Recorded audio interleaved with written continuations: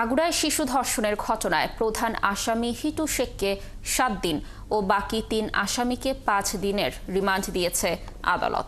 নিরাপত্তার স্বার্থে মধ্যরাতে আদালতে রিমান্ড শুনানি হলে এ আদেশ দেয় বিচারক।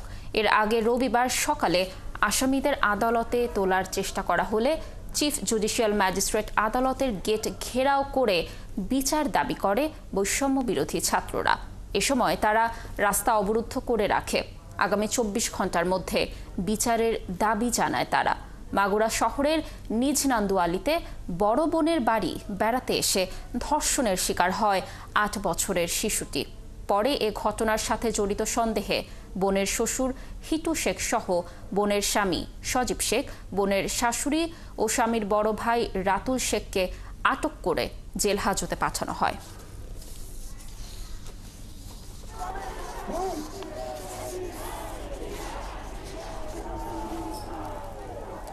দর্শক, এই বিষয়ে আরো বিস্তারিত তথ্য জানাতে যুক্ত হচ্ছেন মাগুরা থেকে আমাদের সহকর্মী শরীফ তেহরান টুটুল।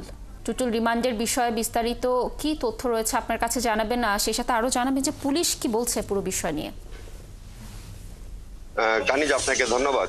আসলে রাত এই যে আলোচিত ধর্ষণ মামলা, এই মামলায় রাত 12টার দিকে আসামিদেরকে এই চিফ জুডিশিয়াল ম্যাজিস্ট্রেট কোর্টে আনা হয় এবং সেখানে আব্দুল মতিনের যে আদালত, সেখানে তাদেরকে উপস্থিত করা হয় এবং সেখানে শুনানি হয় এবং শুনানি শেষে দীর্ঘ সময় শুনানি শেষে তার সেখানে আদেশ দেন প্রধান যে আসামি হিটু শেখ, তাকে 7 দিনের রিমান্ড দেওয়া হয় এবং বাকি 3 জন আসামি তাদেরকে 5 দিন করে রিমান্ড দেওয়া হয়।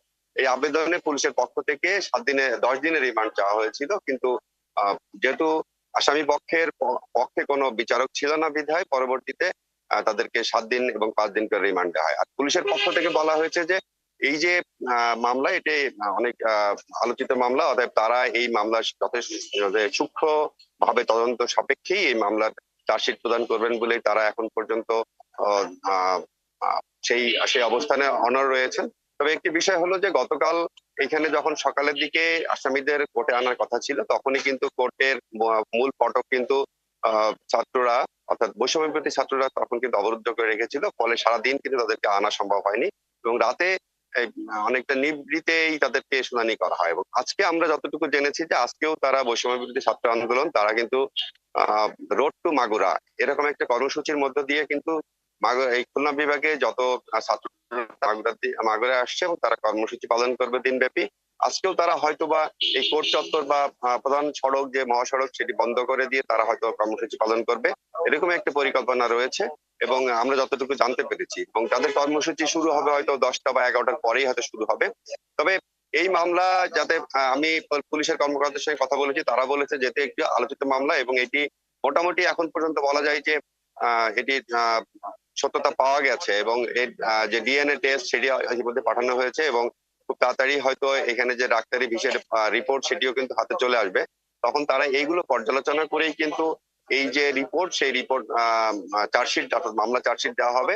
এবং গতকাল আপনি জানেন যে এখানে ছাত্ররা কিন্তু 24 ঘন্টার মধ্যে বিচার দাবি করেছে এবং এই মামলাকে কেন্দ্র করে কিন্তু হাইকোর্ট কিন্তু আবারও একটি ইয়ে দিয়েছে যে 180 দিনের মধ্যে মামলা নিষ্পত্তি করতে হবে। যেহেতু আইনে আছে এবং হাইকোর্ট আবারও রুল দিয়েছে, সেই কারণে পুলিশ এই বিষয়ে সতর্ক রয়েছে। পুলিশ বলেছে তাদের কোন রকম যাতে কোনো গাফিলতি না থাকে, সেই জন্য তারা সর্বাত্মক চেষ্টা করবেন এবং এই মামলা যত দ্রুত সম্ভব তারা চার্জশিট প্রদান করলেই কিন্তু আদালতে এই মামলার মূল যে বিচার কার্য, সেটি শুরু হবে এবং আশা করা যাচ্ছে যে, এবং কালকে আমি বিচারকদের সাথে কথা বলেছি, বিচারকরাও আমি লয়ারদের সঙ্গে কথা বলেছি, লয়াররা বলেছেন যে যদি পুলিশের কার্যক্রম এবং পুলিশ, ডাক্তার এবং যে ডিএনএ রিপোর্ট সব যদি চলে আসে যথাসময়ে, তাহলে হয়তো 180 দিনের মধ্যেই এই মামলা বিচার কার্য সমাধান করা সম্ভব হবে। আমরা আশা করছি যে এই মামলার বিচার কার্য অতি দ্রুত শেষ হবে। আপনি এই বিষয়ে আরো তথ্য সংগ্রহ করতে থাকুন, আমরা নিশ্চয়ই আবার আপনার সাথে যুক্ত হয়ে তথ্য সংগ্রহের